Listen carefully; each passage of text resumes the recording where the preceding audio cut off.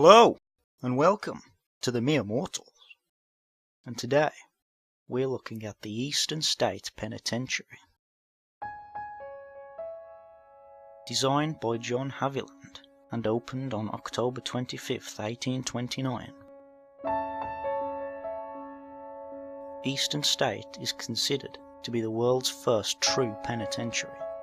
Eastern State's revolutionary system of incarceration, dubbed the Pennsylvania system, encouraged separate confinement as a form of rehabilitation.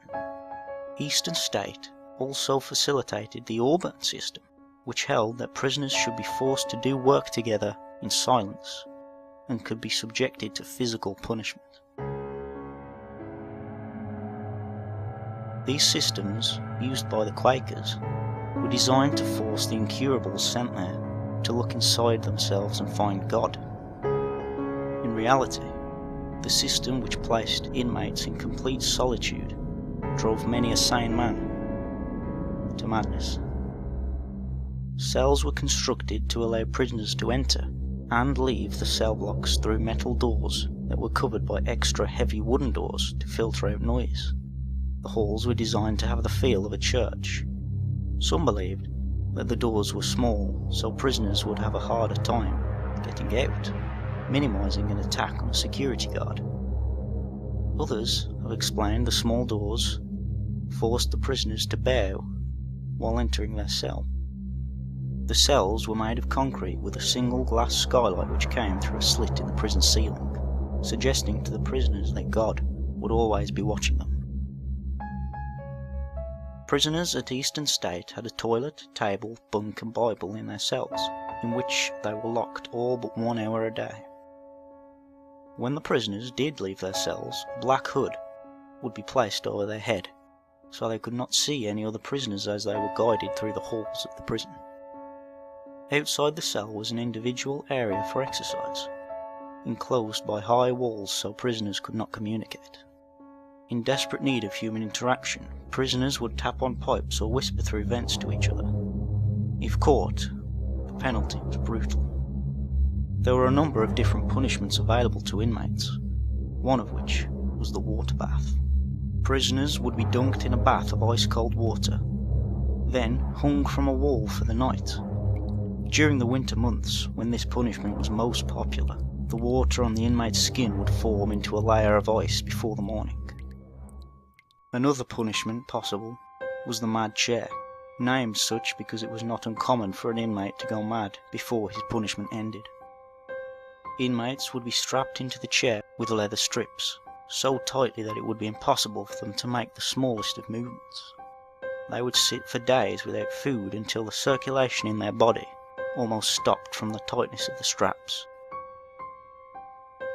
The iron gag was the most deadly punishment, and specifically designed for those inmates who refused to obey the no communication policy. An iron collar was clamped onto the tongue of the inmate, and then chained to his wrists, which were strapped high behind their back.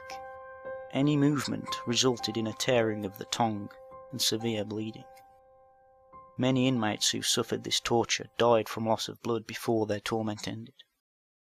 It had been reported that the Quakers were not responsible for the punishments the inmates were forced to endure. The extreme penitence was something the hired staff in the prison designed and enforced. Charles Dickens visited the prison in the 1840s and found the conditions appalling. He described the inmates at Eastern Pen as being buried alive, and wrote about the psychological torture the inmates suffered at the hands of their captors.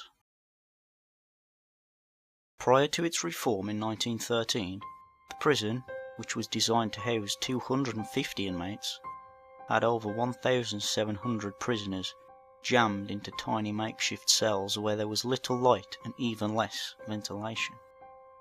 Finding the conditions of the prison unacceptable, the prison was taken over and reformed, and the Pennsylvania system was abolished.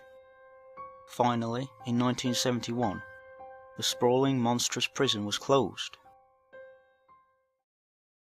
While reports of the paranormal have been going on since the 1940s, ever since the stone prison was abandoned in 1971, paranormal experiences have seemingly increased.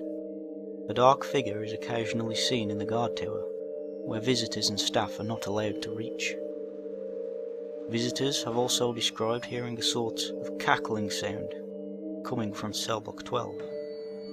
Disembodied footsteps, distant talking, and even the banging of cell doors have also been heard.